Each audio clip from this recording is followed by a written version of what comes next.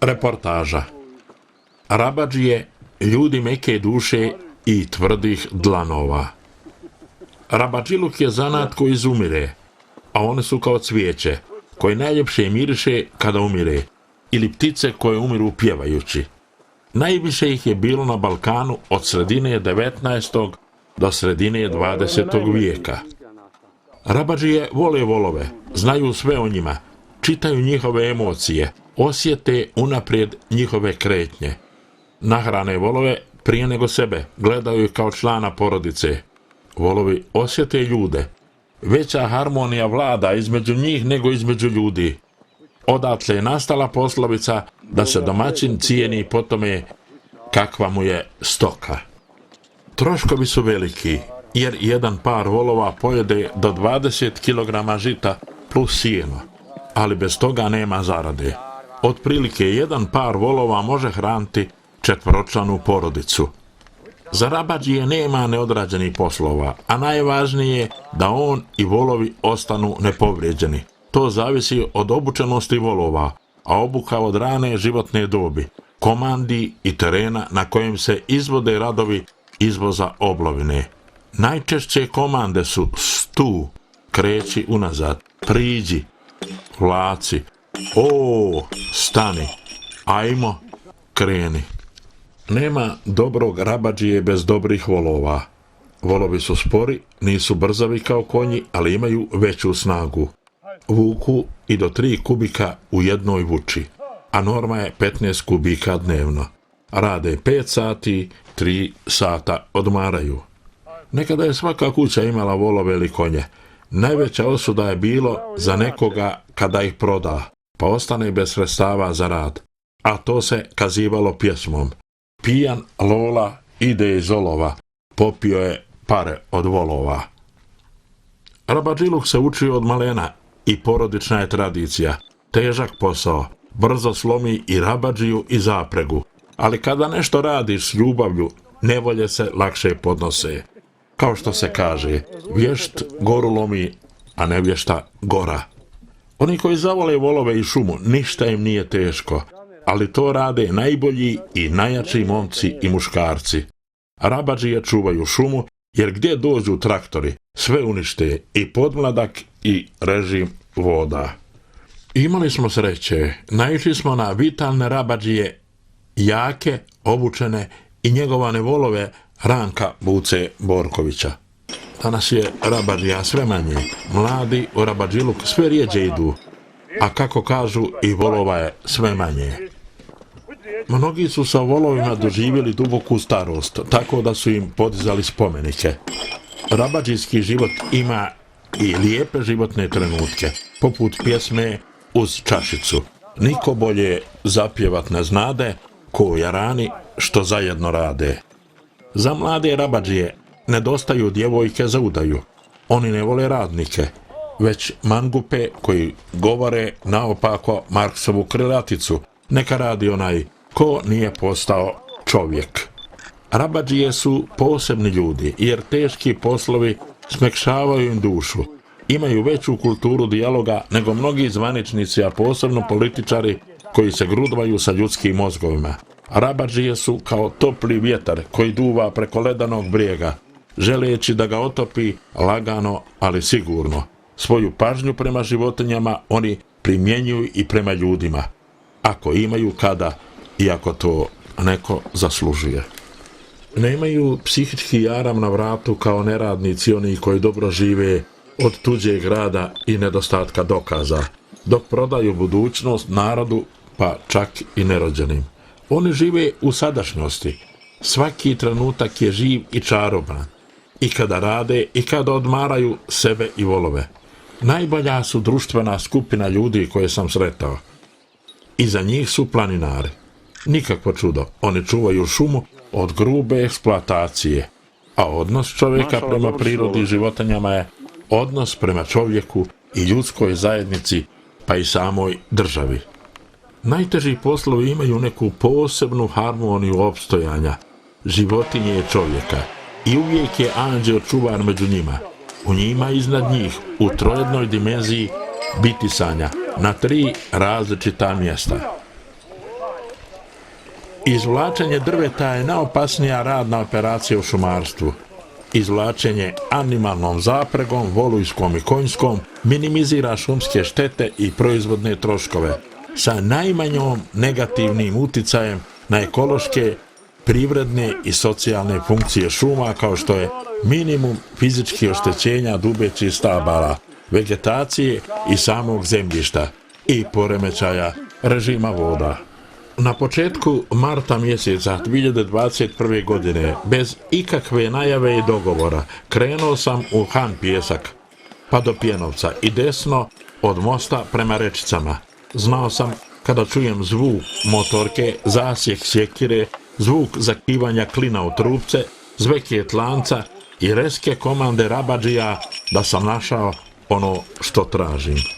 Osluškujući primijetih po glasovima rabadžija da svaka zaprega ima drukčiju komandu.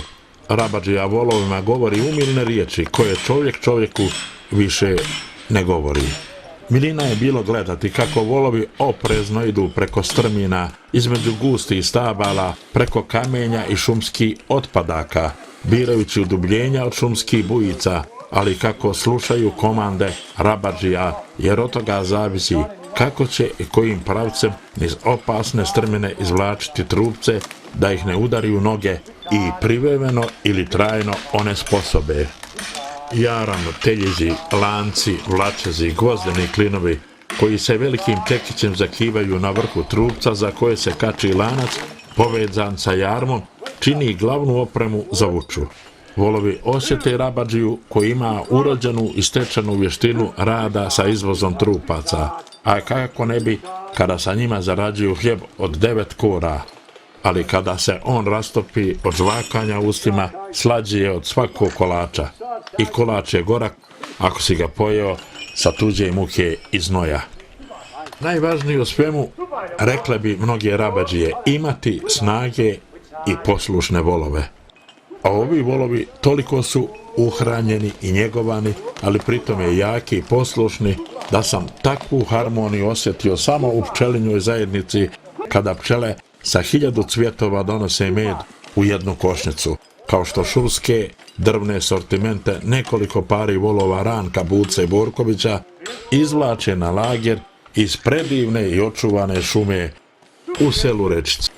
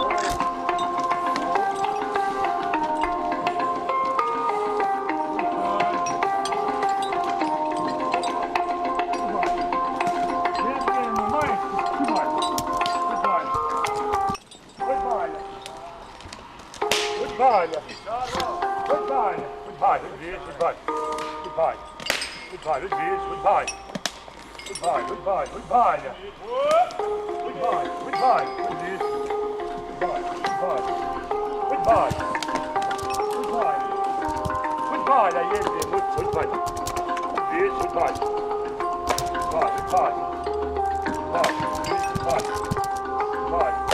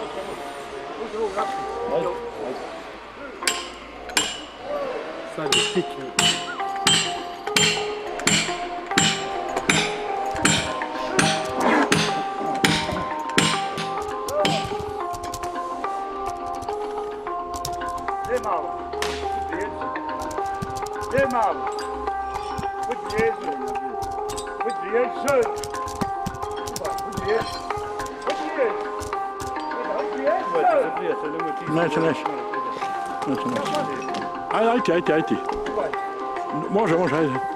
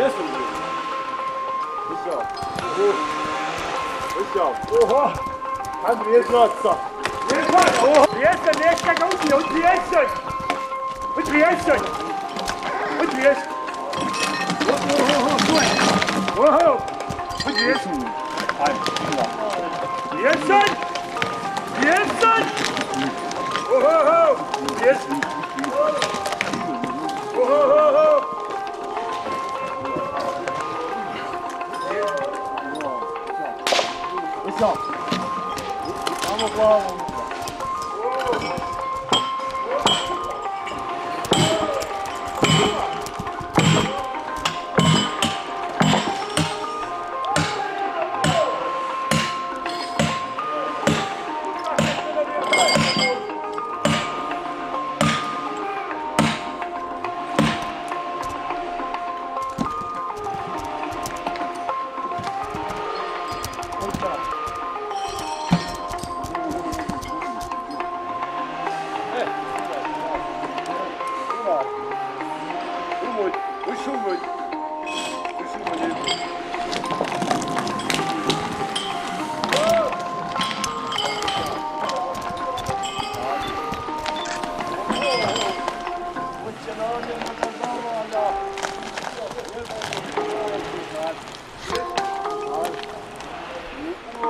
Jabane!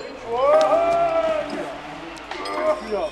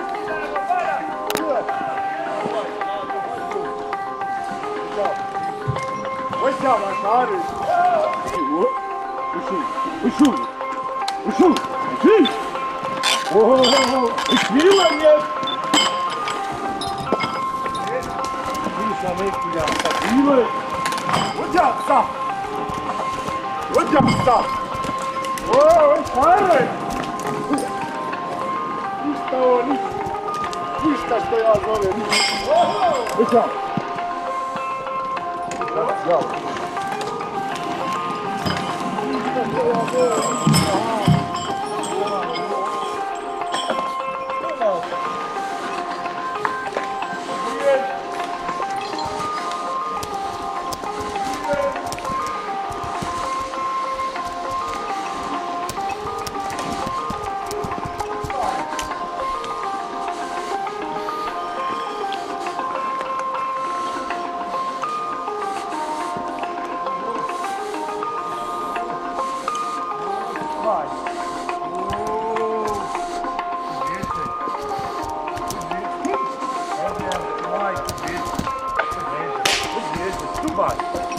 Tecniche,